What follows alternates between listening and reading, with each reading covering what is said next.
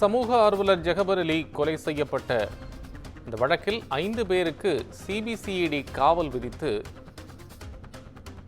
நீதித்துறை நடுவர் நீதிமன்றம் தற்போது உத்தரவு பிறப்பித்திருக்கிறது. இது தொடர்பாக மனு தாக்கல் செய்யப்பட்ட நிலையில் உத்தரவு வழங்கப்பட்டிருக்கு. விவரங்களை வழங்குவதற்காக புதுக்கோட்டை மாவட்ட செய்தியாளர் சாமிநாதன் இணைப்பில்.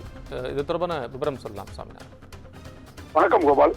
புதுக்கோட்டை மாவட்டம் திருமயம் அருகே காட்டுபாவா பள்ளிவாசல்ல கடந்த 17ஆம் தேதி சமூக ஆர்வலரும் அதிமுக நிர்வாகியுமான ஜெகபர் அலி குவாரி உரிமையாளர்களால் லாரி ஏற்றி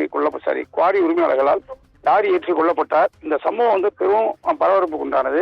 இந்நிலையில் இந்த வழக்கு சிபிசிஐடிக்கு மாற்றப்பட்டது. இதனைத் தொடர்ந்து இது சம்பந்தமாக 5 பேர் குற்றவாளிகளாக அவர்கள் மீது வழக்கு பதிவு செய்து அவர்களை நீதிமன்றத்தில் ஆஜர்படுத்தும் பணி சிபிசிஐடி போலீசார் இருந்து தகவல் புரிந்தனர்.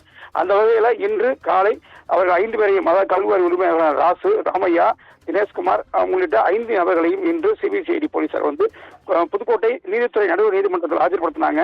அவர்களுக்கு சிபிசிஐடி குறித்து சிபிசிஐடி காவல் எடுக்க 5 நாள் கேட்டுள்ளனர்.